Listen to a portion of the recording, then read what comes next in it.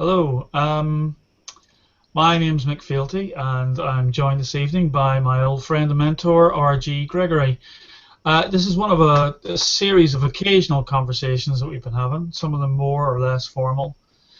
Tonight's really just a formal 10, 15, 20 minutes, who knows, however long it lasts, chat between myself, Greg, on open systems and conversations in the round, which is a way of sort of anchoring it back into our shared experience, which was in the 80s and 90s working for the same theatre in the Round company that Greg set up back in the 70s, talking about the sort of philosophy that underpinned all of that, and how that connects to contemporary work I've been doing, both through the political blog Slugger O'Toole, which puts a strong emphasis on participation and values the community comment that's built up around that, and this whole sort of sense of the importance of openness, not the moral importance of openness, but what happens when you do actually open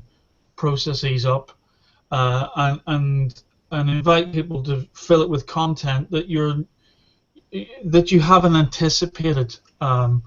And allow it to take you places that perhaps, again, you hadn't absolutely anticipated. There's a lot in our shared work, particularly through instant theatre, which is really about this whole business of setting up clear parameters of structure and inviting participation, often of strangers. And allowing that to kind of uncover hidden meanings and previously unseen contexts for all sorts of things. So, Greg, the thing that I'm sort of some of the stuff that I'm grappling with at the moment is this whole business of on the sort of wider political scale. How, in a sense, narrative is a kind of almost a lost skill that almost anyone who has some position of authority in society, in democratic society, is struggling very much to try to be listened to, but also I think is struggling very against a lot of conditioning to find meaningful ways in which to listen to, say, wider communities. We have a case yesterday in Northern Ireland. The health minister was on the evening news, basically saying we've just had our 7th report on what we should do to reform the health service in Northern Ireland. And this report has pretty much said what all the other reports have said, which is you've got too many hospitals, you need to close them down, you need to do this, X, Y, and Z. And yet, this health minister is more or less saying, but I'm in a bog because the public don't want any of these changes. They're nervous of the changes because they feel it's going to take things away from them. Plus, he's getting political pressure not only from backbenchers in opposing political parties, but backbenchers in his own political party. And he doesn't really know how to press forward the case for action. All the pressure is coming, even the report he's got from Liam Donaldson, who's the former chief medical officer for England, is basically saying, if you give us a guarantee that this thing can be done, we'll set up a panel of experts. They will tell you what to do, and then you must step aside and let these experts get on and do the thing that you know, or that we as experts know must be done. And his problem as a politician is he can't move because there's no buy-in from the bottom up. There's no sense in which those people have been asked straightforward questions about what they feel about this, where their place is in all of it, and the result is a degree of political stasis, and a degree of stasis that has absolutely nothing to do with the legacy of the Troubles. In terms of the the historic divide, health is pretty neutral on that score. It is that all the mechanisms are top down, expert driven, and it's hitting a wall of local resistance almost everywhere there is a threat to withdraw resources and put them into neighboring areas. You expect me to have an answer to that? The thing is, I don't know what the answer is, because I don't know quite how you, as it were, take 1,000 opinions and get out of those opinions something that actually serves every one of those opinions. Because if you work by consensus, you just whittle it down until it becomes nothing, right? So either somebody has got to say this will be done, and it's done, or some up-to-date, unknown way of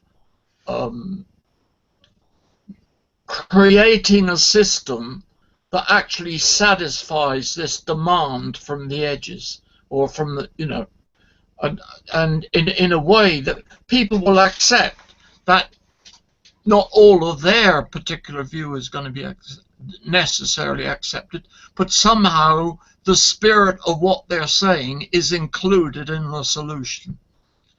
Instant theatre is not a practical thing. It is actually a dream, and it boils down to the spirit of the dream. Instant theatre touches, as it were, the spirit of humanity within the groups that it, you know, within the audience, and out of it comes a statement that none of that group would necessarily make, but actually does satisfy those people that they have had a say, the right to a say, or the willingness to have no say. That is, the people who don't give an answer at all affect the outcome of the instant theatre, because had they given an answer, it would be a different outcome.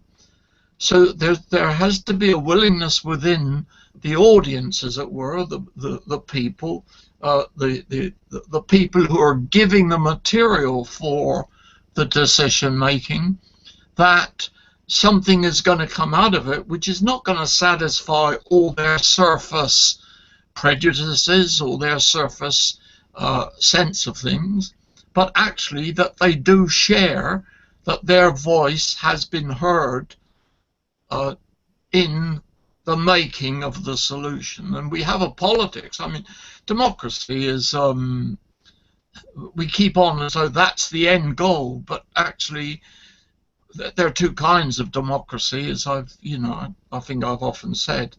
There's democracy where it's power versus the people. That is, you set up a system where you put people in charge and they spend their time trying to hoodwink, whether for good or bad purposes, the people for whom the services are meant to be delivered. Or you've got democracy, which is power and the people, or power in the people. And we haven't got anywhere near an understanding, really, of how I think there's a couple of things, Greg. I think there's a couple of things I want to pick up on that. But one is what you identify there in the instant theatre and what its characteristic is. And just briefly, in instant theatres where the audience is asked a series of questions, they build up a story, and the rule is whatever the audience says goes in, so contradictions are dealt with as though they were paradoxes, and resolved by the audience. So they bring the original content. We as experts, if you like, or practitioners, bring a structure and a methodology for dealing with that and creating that. But as you say, the final result is not an organic plan to redevelop the whole city of Belfast or Derry or London or Glasgow or wherever else it happens to be. But the sum total of what it is a sort of a kind of a dreamscape or a dream, which gets tremendous, more often than not, gets a tremendous buy-in, even from those people who haven't necessarily directly contributed. So to some extent, as a sort of a beginning point for not necessarily moving away from the democratic model, but a way of deepening that model and making that model more meaningful, because it's absolutely clear that democracy in all kinds of ways does the things that you say, talk about manipulation for good or for ill, but also it's coming up against its own shallowness and its own powerlessness and its own inability to be as meaningful as it was perhaps to the first 2 or 3 generations who benefited or felt that they benefited from universal suffrage. So that's a rambling thing. To come back to the original point, the key point, I think, is how important is it not for those people to whom we give some responsibility for making key decisions to understand what the dream is, or that there has to be some kind of dream substantiated that then, say, the more boring, mundane instrumental things like policies can be created that follow what the dream is, rather than to be kind of sitting almost in two different places. I mean, I don't know, where I've got to.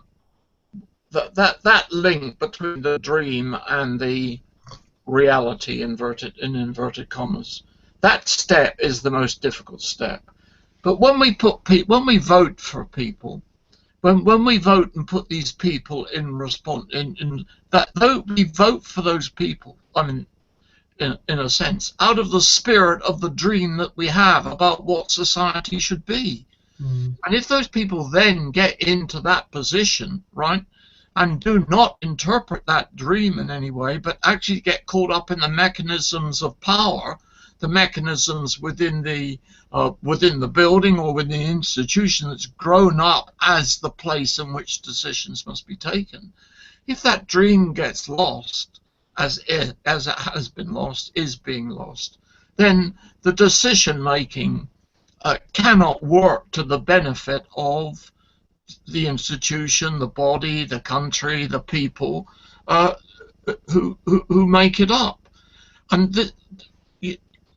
it comes back, to me, I kind of simplify in ways. I look for the symbol that kind of contains that. Now, if you, and at the moment, as you know, I mean, the 2 symbols that most concern me, have concerned me really from the beginning, but simplified now, are the circle and the platform, or the platform or tower, as it were. In a way, a tower is a better idea, because it goes up to a point like that, right? Now, what we've got in the situation at the moment is the circle is the voice of the people, right? But when you put that circle into the tower, right, then you've got a circle at the bottom. They appoint people above them, but in the shape of the tower, it's a smaller circle, right? And then above that's a smaller circle, and above that's a smaller circle, and right at the top there's a very, very small circle. And that circle can work in itself in as so-called democratic way as possible, but actually you get this hierarchical sense that the smaller the circle, the more important the decision making. And those circles lose touch with each other. The class system is based upon that, everything that I can, but my image was within the theatre, the proscenium stage, the stage that came out of it, where you've got people, the big circle is in the dark, you've got the raised lit space that then becomes the professional position whereby people give their commands and their orders down. But above that professional space is another circle, a smaller circle of people who decide what the theatre is allowed to do and what it's not allowed to do. And then you go up and up and up until you get to the point at the top who really makes the decisions about the nature and the spirit of that theatre. Now, in that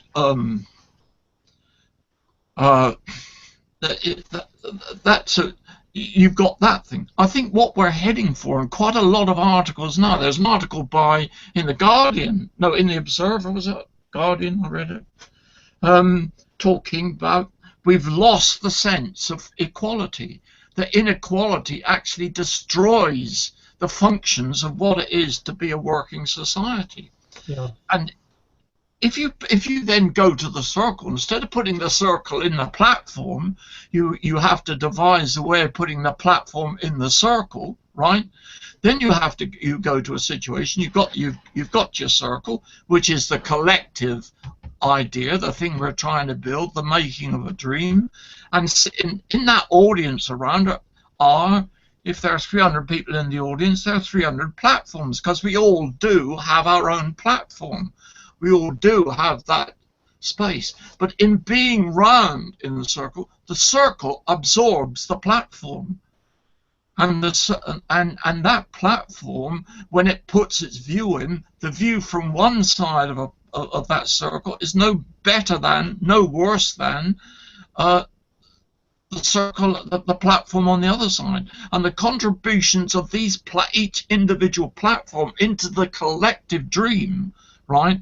And something from that platform getting into that dream, and nothing is denied but has to work itself in terms of the dream. So you get two contradictory answers, right? And they're both right. And then you have to find a way in which they can be both right, and then they become valid within the story.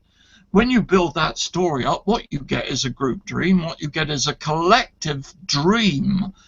That is, you get a statement about the spirit of that society. And decision making has to take place within the spirit of the society. So whatever decision making you do, it does contain the spirit of the people who've contributed towards it. And I think what's interesting about that is that in many respects, I think Western democracies have that's the challenge. They only dimly realize, I think, it sits ahead of them, that what's been lost is that immediate sense of, well, what do the people think?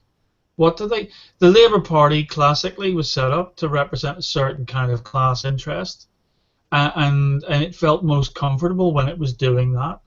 And then it comes to the late 60s, early 70s, and those class identities begin to break up and atomize. And then it becomes more and more difficult to think about who you're, who is it that you're representing. I mean, in Ireland, in the Republic, there's a big shock with the last financial crisis, because the political party that was most trusted for the longest period of time of independence were the people who happened to be holding the baby when the whole state appeared to fall apart, to lose its own fiscal sovereignty to the troika of the IMF and ECB and whoever else was in there, and the kind of the loss of faith. It's almost as though people look around and went, God, I've been voting these guys for all these years, and I felt passionate about it.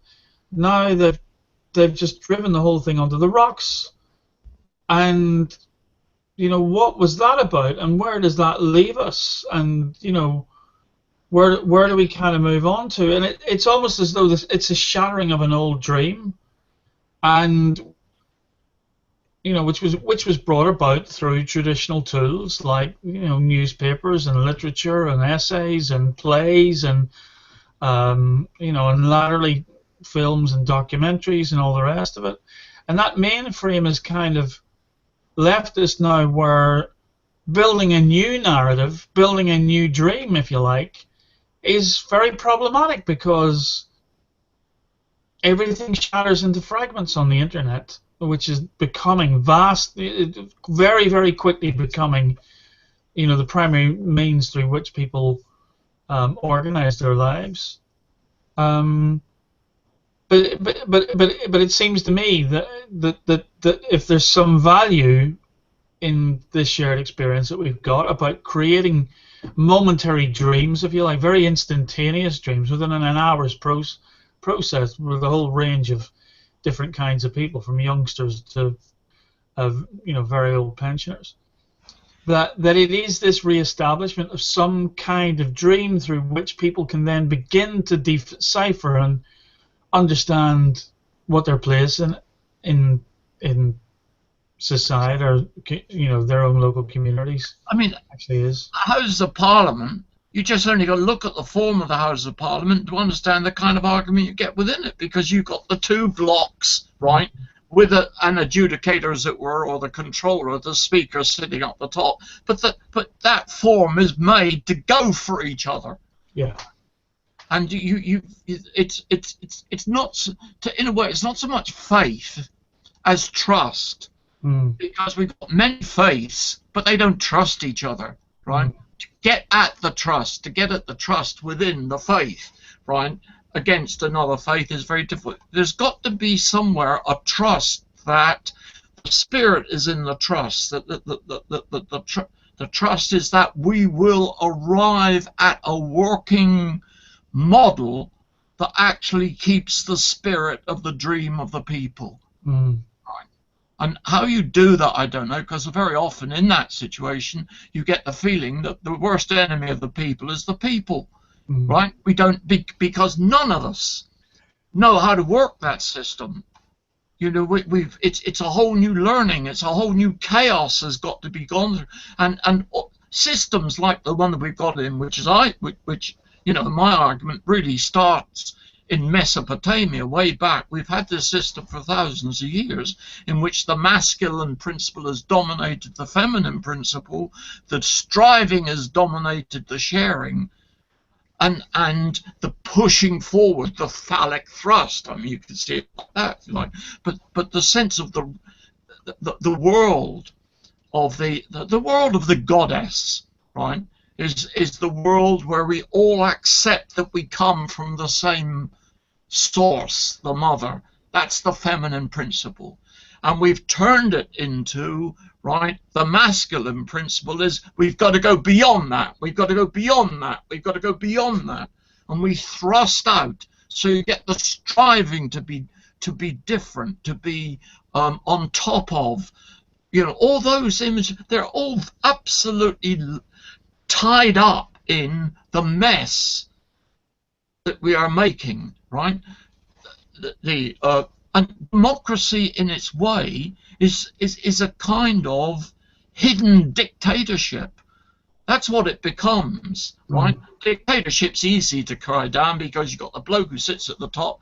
It'll be a bloke most of the time, right? But a woman pretending to be a bloke, or the mass, it's got nothing really to do with the actual the sex of the person who's doing it. They make the decision, right, and everybody follows that decision, right? But democracy collectively actually is not that far removed, and if it's not that removed within a country, it's certainly removed as far as the world is concerned, because certain countries want to dominate every other country. Yeah. So you do get a dictatorship of countries. The colonial system might have been built out of a democracy in the West, but we didn't bloody practice that democracy when we actually went out and conquered the East. I mean, then there's more. I mean, some of the beef that people have in Ireland are to do with a much more kind of recent or local kind of example of all of that. Of Ireland, isn't it, really? And but Ireland now, I mean, all of these things work on different ecosystems and microcosms. And what interests me about that example of the health minister talking is that guy's got a mandate, right? And his party has, in the context of Northern Ireland, his party has quite a strong mandate in an unusually stable administration. And it's unusually stable partly because the demand for power sharing within that is emblematic, and it's critical, so it cannot be avoided. Effectively, what power sharing has meant is almost evasion of power, and almost and absolutely what Minister Wells is emoting on the television last night, to me, is an utter and complete loss of agency. And without agency, the power he holds is very little power at all. So what do you mean by agency? Agency, the capacity to do things, the capacity to change things, and I'm not talking about big change here. I'm not talking about constitutional. The agent of change, as I see it, in a way. I mean, that we put people in power to be the agents, because in all reality, you know, we can't squash 50 million people into the Houses of Parliament. So there has to be a kind of delegation. But so many times, people become very popular politicians in their area. They seem to speak with the voice of the people, and then when they get drawn into Parliament, the actual form of Parliament and the sort of the working conditions of Parliament actually make them compromise what they're on about. They begin to develop a language which sounds the language that they used before, but actually it's a very, very different language, because they have to. We see that right through all kinds of places where people begin to specialize in things that is not couched in general language. And I think that's another reason why people feel alienated from decision makers, because when they go to explain what the quality of decision they have to make, they resort to a lot of this jargon. People don't want to engage with that because it bears no resemblance to the lives that they lead. But going back to the health thing and going back to loss of agency, what that inability to communicate to ordinary people comes down to is an inability to help reshape the environment in ways that are positive or negative, depending on your, everything. As Richard Feynman says, that the gates to heaven and hell are opened by the same key. But the point is that we put these people in to do things, and then they find themselves unable to do it because they can't explain the consequences of the decisions that they want to make, because the electorate don't understand what it is they're trying to do, and how. So a perfect example is, on one level, you might look at it from a technocratic point of view and say, really, we have to close that hospital down and put the resources into this hospital. That way, we can afford to put in much more high-level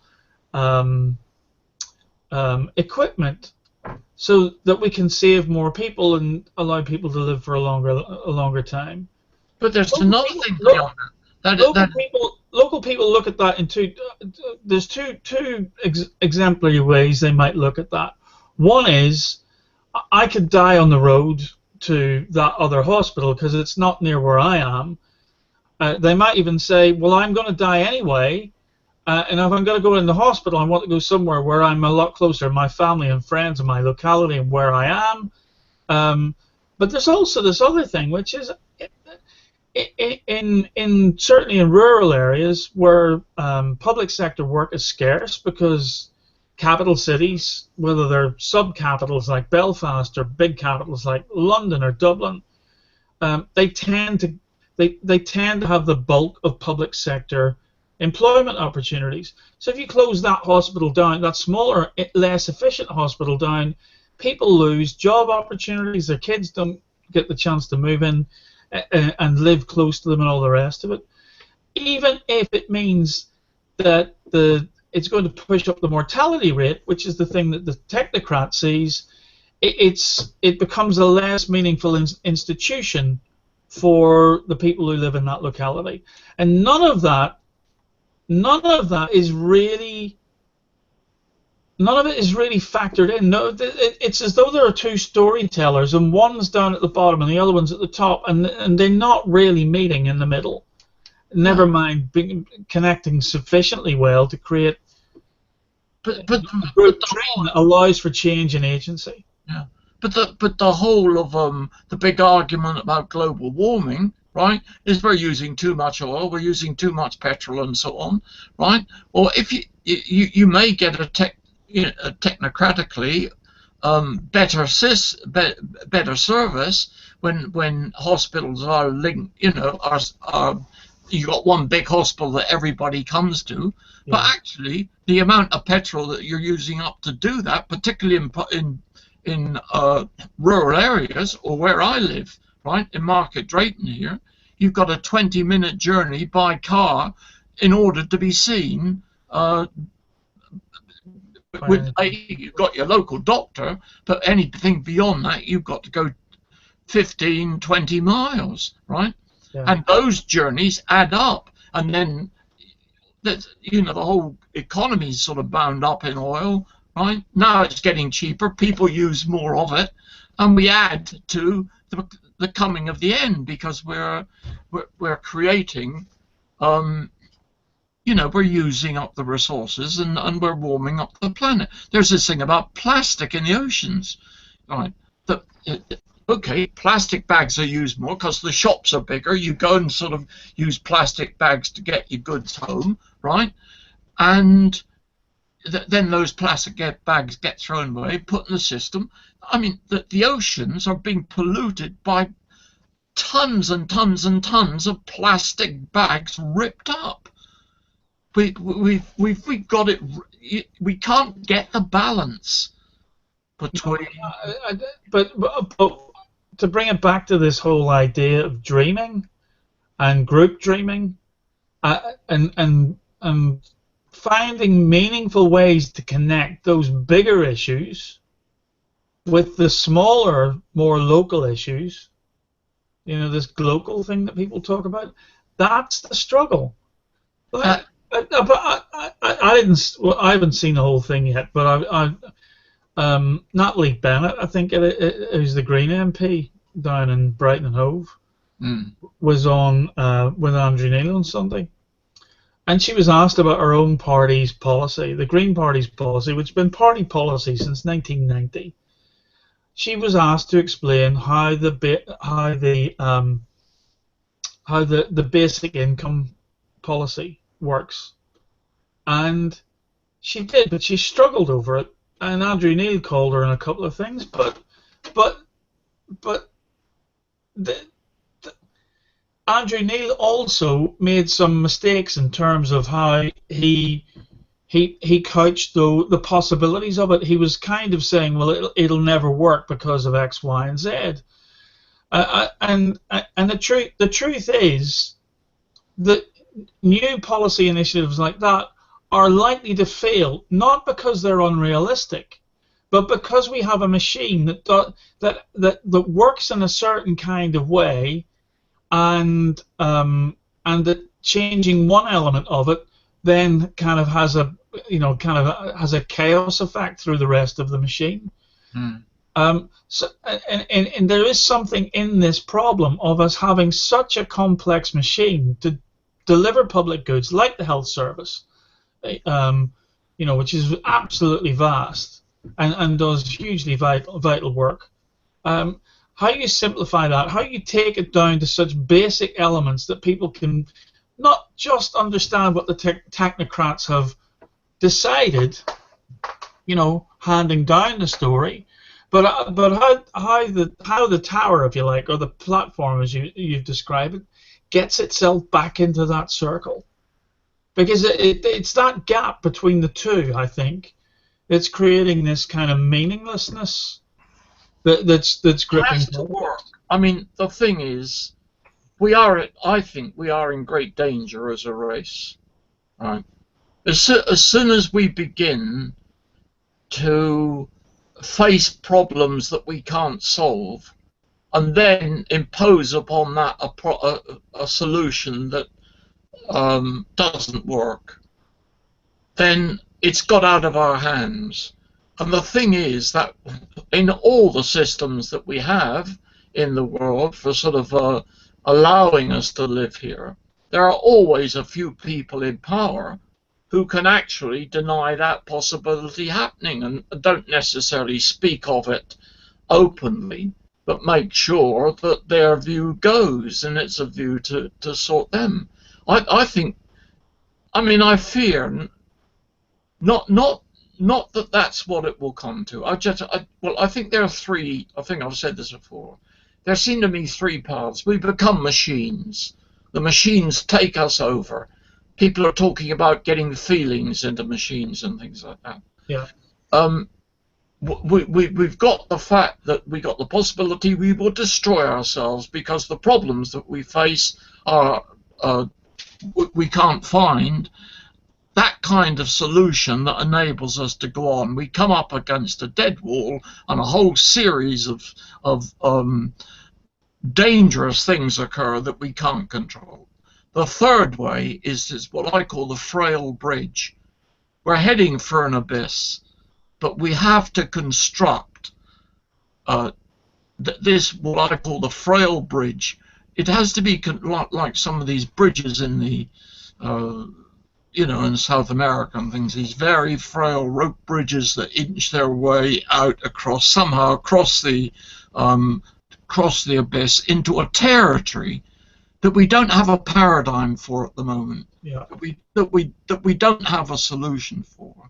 And to me, the only basic thing that will actually enable that to begin to happen is a society that actually understands that sharing is more important than striving, and that somehow we develop the language, we develop the means, and then suddenly something in the mind opens up and says, right, well, there is this way of doing it, and there is just a tenuous.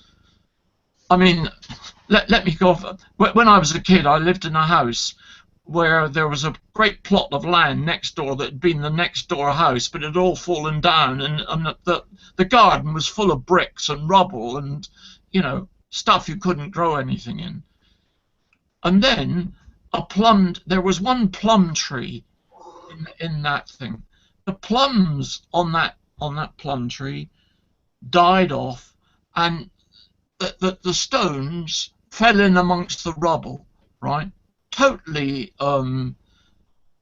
what do you call it? Apparently, so nothing can grow in this rubble. And then slowly, out of maybe 1,000 stones, one somehow finds a way of getting its roots out, and it begins to grow and pokes its head above and has to face the fact that it can be trodden down by us kids because we used to run all over the stuff or whatever, right? But it survives and it grows, and then other stuff. You get this vast desert or whatever it is, infertile place that gets a little bit of fertility, and then you get. By the time we left that house, there are plum trees all over that field, and it's got to start. The change. I mean, I think it's happening too. You see, it's in small ways, in ways that aren't linked with each other. Many minds are given to this business of how do we create that frail bridge over the mess that we've made. And it's got to be done, as I see it, not with a hierarchy, with a platform. The basic business of the platform is to go higher and higher and higher so the human beings can take on the gods, these mythical figures, these mythical ideas of the infinite, so on. We've got to get up there. We've got to become the gods. That's what. That's good. I'd just like to sort of bring it to a close, really, with a couple of thoughts on those last few things. Three things strike me. One is the aptness of the metaphor of the frail bridge. This thing cannot be a superhighway. You can only build a superhighway when you have you have familiarized yourself with the technology of, concrete, high tension steel, um, um, and tarmacadam and all of that stuff, and generations of knowing how to finesse the thing. If you're absolutely trying to kind of get across an abyss where we've never really been able to get across, then the first bridge across it will necessarily be a frail and spidery thing that is simply enough to get us across to the other side. And I like that tying in with the idea that, at that point we may be able to kind of access a paradigm that we simply don't have the language or the understanding for. The second thing that I think you say in this closing passage that's really important is that sharing is actually a critical means of survival, and it does seem to me quite fundamentally that it is here to stay. As I kind of reflect on much of the working life that I've had, and reflect back on my father and my grandfather and the very different times they lived in. The productivity levels are kind of massive compared to where they were before. Yes, we've got all kinds of liabilities coming in terms of people living longer and expensive health interventions and all the rest of it. But it's a very different world, and it's a world in a way where the social cohesion is really about people's willingness to share with one another, to find a common bond. And it's, just as a sidebar reflection on that, in terms of big politics, there is a kind of an argument going on about who's going to share what with whom, particularly between Scotland and England at the moment, with the SNP on one side and the Tories very much beginning to represent a very strong English nationalism as opposed to a more encompassing British nationalism. So there's that. I think sharing is here to stay as a means to survival itself. And I think the last one about the gods, I think, is really also very interesting, because what the Greeks really did that was beautifully subversive towards the end of that period was the invention of tragedy and comedy and theater, and the capacity of mortals to begin to see the drama of these great all-powerful creatures in more human terms, and seeing the folly, the folly and the what do you call it, the vanity of the vanity of the gods. And I think we're very much coming to see that in the once very revered politician. It seems to me unlikely that people talked in such irreverent terms about, say, either of the two Roosevelts, Teddy or Franklin D. Roosevelt, that there was a kind of an aura of the god around the office of U.S. president for a long time, even up to Kennedy and Nixon to a large extent. And what it seems to me is that sort of human as God, if you like, and someone kind of hugely removed, that thing is being brought back down to earth and poked and ridiculed and made fun of, to the point where, again, and this is perhaps part of this alienation between the people who would rule, the people who would claim high knowledge against the low knowledge of the people, that the humor, the comedy, the satire, the utterly endless, ruthless way in which those guys are kind of ridiculed is all part of that kind of, alienation being expressed in social terms. But I think there's one final thing to say about the frail bridge. It also contains enormous dangers, because you could say the frail bridge idea is actually being used by the forces that are seeking to find a way out of this planet onto another planet which becomes habitable, And if they can find such a planet, then the rich people will get there and everybody else will be abandoned. Right. So the frail bridge is also reaching out I mean, powerful people take over the ideas that first of all set out against them and then have the capacity to use them. So the frail bridge, like everything else, has got a sort of a kind of paradox about it. And I fear that what's happening with space travel at the moment, there already is in a certain section of the human race an idea, well, this place is kaput, really. We've got to find the way into another, another opening. Where that's not what people want. It's the earth and the sky thing. The circle is part of the earth. The platform of the tower wants to be up in the sky, and it's and that clash is also tremendously important. Anyway, I agree. We ought to leave it there. Okay. If that's all right. I mean.